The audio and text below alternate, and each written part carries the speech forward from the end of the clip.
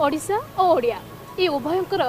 सफलतार कथा आम जिते कहवा से अनेक चेहरा आम आगे आसिक छिड़ा हे। वर्तमान समय सफलतार फर्दरे ओडिशा और ओडिया ना बेस सफल। तेबे चलतु आज जड़े यहपरी सफल ओडिया कथा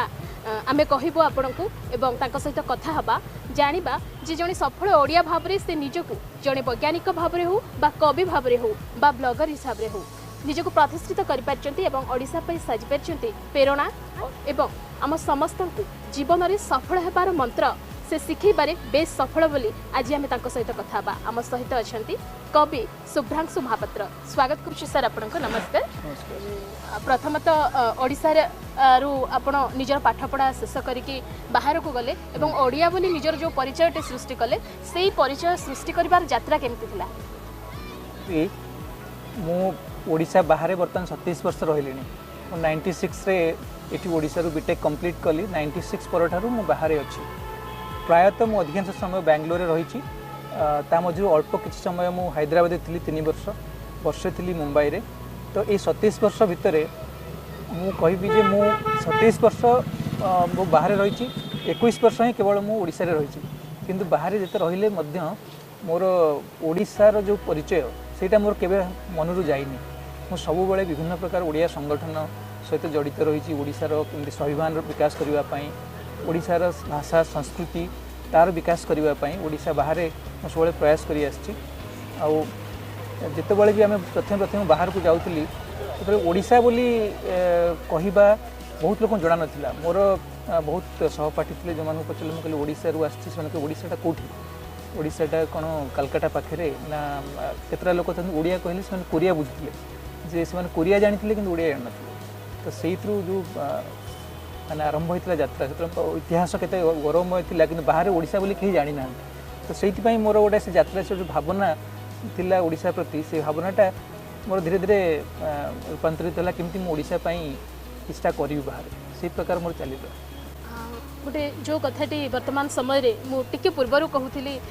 ओडिशा और ओडिया गर्वर गौरवर कथा आम नहीं कि बेस खुशी अच्छे वर्तमान समय किंतु गोटे स्थिति थिला से समय आपणकर जर्नी स्टार्ट कले एवं वर्तमान समय निजको बाहर रहिबा समय ओडिशार बोली केते परिचय देला परे खुशी अनुभव करती वर्तमान स्थिति कौन रही? वर्तमान स्थिति बहुत बदली मुझे कहबी यहाँ टोटाली आमर आम बहुत भल प्रस्परस हिसाब माने स्टेट हिसाब से जना जिते मुझे प्रथम प्रथम गली लोक मैंने मतलब कथा कहते ओडिशा गोटे एयरपोर्ट अच्छी तो मुझे कहते ओडिशा एयरपोर्ट अच्छी मुझे ट्रेन भी जो जावास करी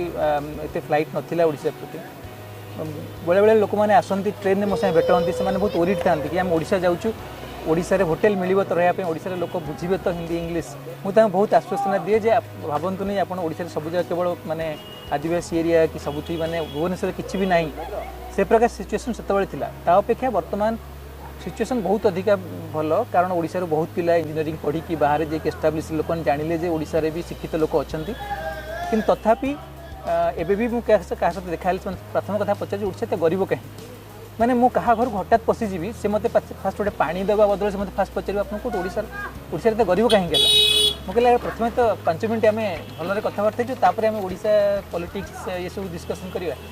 माने एमती पूरा भी बदलनी किंतु बहुत परिमाण ओडिशार गोटे माने भावना जो अच्छी जो ओडिशार गोटे छवि अच्छी बाहर बहुत सुधरी निहाती भाव में आम गर्व अनुभव करवा कारण से ओडिशा बाहर रहिले किसी कथा शुणा पर निजको ओडिया बोली से परिचय दियंती ये थिला मते लगे ये सबुठ गुरुत्वपूर्ण कथा जे निजको निजे ओडिया बोली आम स्थिति जहाँ भी था आम निजको ओडिया बोली कहवा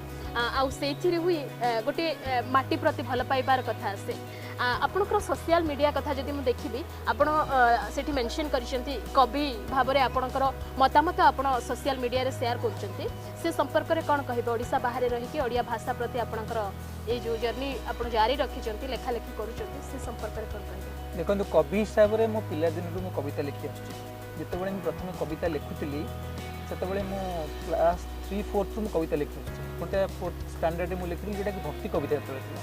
तापर मोर धीरे जो 5म 6ठ आड़ी पढ़ी से मोर माने आरंभ है देशात्मबोधक कविता और देशात्मबोधक कविता कहला माने मो पई ओडिशा उत्कल उत्कल माटी सेबे दिन माने 5म 6ठ 7म रु लिखि आसुची उत्कल माता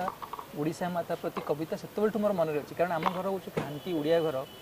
जोटि आम मो देश कहले ओडिशा थिला मो देशटा ओडिशा आउ बहुत परे तले मु हाई स्कूल गली मते मते गोटे मोर माने आम कटक गाँव कटक ट्रांसफर हेलु तापर मोर माने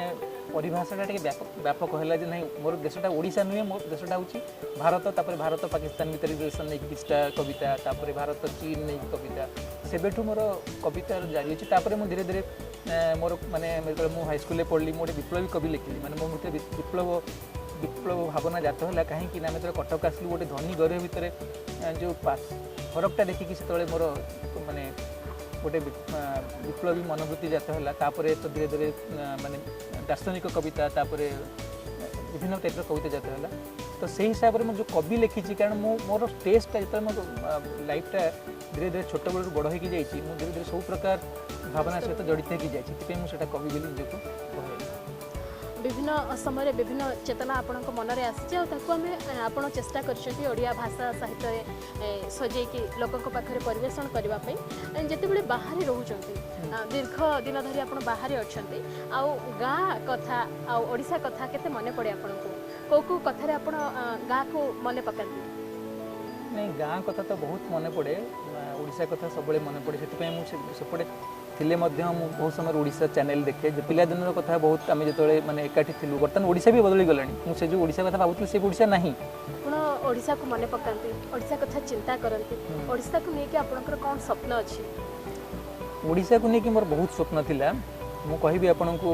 माने मुझे ग्लोबल ओरिया बोली गोटे न्यूज मैगजीन बाहर करती जो 2003 रे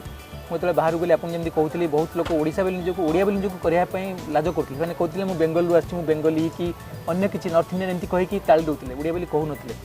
मुझे देखली जे मैंने गोटे बहुत इन्फ्यूरिटी कम्प्लेक्स अच्छी से जानी ना ओडिशार अतीत कौन थी बर्तमानटा टी खराब थीपे कि अतीत इतिहास तो गौरव मैगजीन न्यूज लेटरटा बाहर कली जो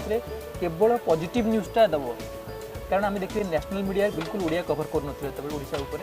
और जदि बाई चान्स केतले कवर करती से साइक्लोन नले नेगेटिव न्यूज कवर करते तो मुझे भाविली जे ओडिशा लोक गोटे कॉन्फिडेंस बढ़ाई गोटे आम मैगजीन केवल पॉजिटिव न्यूज रही धीरे धीरे बहुत व्यापी गला तापर ओडिशार 2004 मसीह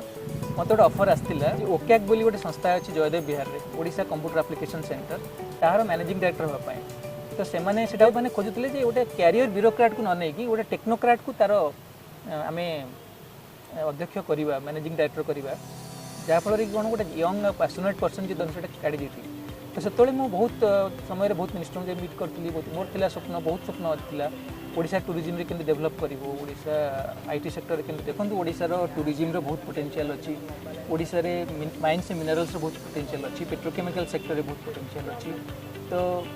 जो पोटेंशियल नहीं कि आम से स्वप्न देखुलू मत बहुत खुशी लगुच ओडिशा रे बर्तमान इन्वेस्टर मान अट्राक्ट करके सब धीरे धीरे डेवलप कराऊँ दैट इज गुड।